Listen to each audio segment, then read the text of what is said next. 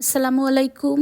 আমি সাদিয়া আফরিন। আপনাদের সবাইকে ওয়েলকাম করছি আমার আজকের ভ্লগটি দেখার জন্য।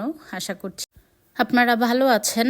আলহামদুলিল্লাহ আমরাও ভালো আছি। তো আমরা আজকে বাংলাদেশে যাওয়ার আগ মুহূর্তে একটু পূর্ব লন্ডনের দিকে যাচ্ছি।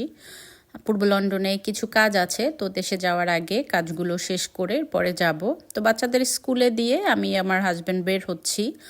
আর এদিকে তো সব কিছু গুছগাছ করতে আছি আর কি, অনেক দিন থেকে কেনাকাটা সব কিছু শেষ হয়েছে। এখন সব কিছু গুছানোর পালা আর যাওয়ার পালা। তো যাচ্ছিলাম, সকালে ওয়েদারটা মোটামুটি ছিল। এই টাইমে আসলে ওয়েদার তেমন একটা ভালো থাকেও না কখনো। একটু মেঘলা মেঘলা ছিল, সাথে একটু বৃষ্টিও হচ্ছিল। তো আমরা পূর্ব লন্ডনে আজকে প্রথমে যাব হোয়াইট চ্যাপেলে, হোয়াইট চ্যাপেল থেকে যাব মাইল্যান্ডে, মাইল্যান্ড থেকে ইস্টহামে, ইলফোর্ডে এবং অনেক দিকে আর কি যাব আজকে। তো আমরা ঘুরে ঘুরে প্রথমে হোয়াইট চ্যাপেলে চলে যাচ্ছি। হোয়াইট চ্যাপেলে আজকে বাজারে তেমন কিছু কেনাকাটা করব না, শুধু আমার হাজব্যান্ডের কয়েকটা মিটিং আছে, এগুলো সে শেষ করবে। তো এই যে হোয়াইট চ্যাপেলের বাজার। আর প্রচণ্ড বাতাস ছিল, মনে হচ্ছিল আজকে যেহেতু কোনো কেনাকাটা নেই গাড়ি থেকে নামবো না। তো তারপরও একটু নেমেছিলাম, একটু নেমে টুকটাক ঘোরাফেরা করেছি যতক্ষণ আমার হাজব্যান্ড ব্যস্ত ছিল। তো যেহেতু কোনো কেনাকাটা করিনি, দেশে যাব, এই জন্য তো ঘরে তেমন কিছুর প্রয়োজনও নেই। আর দেশে যেহেতু যাব, প্রথমে তো ওমরা করে পরে দেশে যাব, তো সবার কাছে দোয়া চেয়ে নিচ্ছি। আপনাদের সবার জন্য দোয়া থাকবে। তো এই তো আমরা চলে এসেছি হোয়াইট চ্যাপেল সেন্সবেরিজে। এখানে করে সবসময় এখানে গাড়ি রেখে আমরা একটু বাজারের দিকে যাই আর কেনাকাটা করি। তো আজকে যেহেতু কোনো কেনাকাটা নেই, এর জন্য একটু কম সময়ই লেগেছে। এরপর চলে গিয়েছিলাম মাইল্যান্ডে। মাইল্যান্ড থেকে কাজ শেষ করে আমরা যাব ম্যানর পার্কের দিকে। ম্যানর পার্কে একটু কাজ আছে, ওখান থেকে কাজ শেষ করে এরপর বেআই বেআইনের বাসায় যাব একটু। বেআই বেআইনের বাসায় একটু কাজও আছে, পরে তাদের সাথে একটু দেখাও করব। যাওয়ার সময় একটু দেখা করে যাব আর কি। তো যাই হোক, এই পর্যন্ত যারা দেখেছেন প্লিজ লাইক দিয়ে দেখবেন এবং কন্টিনিউ আমার সাথে থাকার চেষ্টা করবেন। আমি সবার সাথে থাকবো ইনশাআল্লাহ। আর যখন উমরাতে থাকবো তখন তো একটু ব্যস্ত থাকবো, তখন সবাইকে আসলে ওইভাবে সময় দিতে পারবো না। তো যাই হোক, এই তো আমরা চলে যাচ্ছি বেআই বেআইনের বাসার দিকে। এটা হচ্ছে ইলফোর্ডে।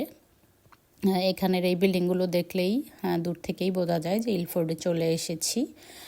আর বেআই বেআইনের বাসা থেকে আমরা ওখানে একটা দোকানে একটু ঢুকবো, একটু ওখান থেকে বাচ্চাদের জন্য কিছু নাগেটস নিয়ে যাব। তো ওখানে একটা লিডল আছে, ওখানে আমরা গাড়ি পার্ক করে এরপর তাদের বাসার দিকে যাচ্ছি। আর প্রচণ্ড ঠান্ডা ছিল, আসলে জায়গাটা একটু খোলা, এই জন্য সবসময়ই ঠান্ডা থাকে। তো যেহেতু এত সময় গাড়ির মধ্যে ছিলাম, হাঁটতে পারছিলাম না, মনে হচ্ছিল প্রচণ্ড ঠান্ডা বাতাস।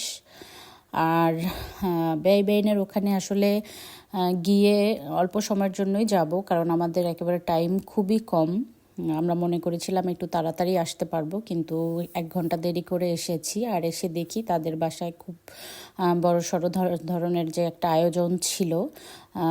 তো চিকেন রোস্ট, ডিম, পোলাও, আরও অনেক কিছু। তো খাওয়া দাওয়া চলছিল, আরও অনেক মেহমান ছিল। মূলত আমার বেআইনের যে মেয়ে, ওর হচ্ছে জন্মদিন ছিল গতকালকে। তো আমাদের আর কি ওইভাবে বলেনি, তো জাস্ট একটু সবাই মিলে একটু আয়োজন করলো আর কি। আশেপাশের যারা ভাবিরা ছিল তারাও অনেকে এসেছিল, তাদের সাথেও এই ফাঁকে দেখা হয়ে গেল এবং তাদের কাছেও দোয়া চেয়ে নিলাম এবং সবার কাছ থেকে বিদায় নিয়ে নিলাম। তো যাই হোক, হাঁসের মাংস রান্নাটা চলছিল, তো হাঁসের মাংসটা দেখেই খেতে ইচ্ছা করছিল। শীতের দিনে হাঁসের মাংস খেতে আসলে ভালো লাগে। এরপর খুব সুন্দরভাবে খাবারটা পরিবেশন করলো। তো আমাদের হাতে যেহেতু সময় কম ছিল, খুব তাড়াহুড়া দিচ্ছিলাম, তাড়াহুড়া দিয়ে আসলে আমরা নিজেরাই খেয়ে ফেললাম। তাদের জন্য আসলে ওয়েট করার সময়ও হয়নি। তো খাওয়া দাওয়া চলছে আমাদের, আর একটু গল্প করলাম ফাঁকে। তো সবার সাথে ইনশাআল্লাহ বাংলাদেশ থেকে এসে হয়তো তখন বেশি সময় কাটানো যাবে। তো এই তো খুব মজার আয়োজন ছিল। একটা চাটনি ছিল, টমেটো দিয়ে মনে হয় চাটনিটা বানিয়েছিল। চাটনিটা অনেক মজার ছিল। আসলে ওইভাবে এনজয় করতে পারিনি, কারণ যেহেতু টাইম কম ছিল। আর আমরা খাওয়া দাওয়া করছিলাম, আর এদিকে টুকটাক গল্প করছিলাম, আর যে কাজে এসেছিলাম কাজটাও সম্পূর্ণ করলাম। এরপর আমরা খাওয়া শেষ করে বাসার দিকে রওনা দিলাম।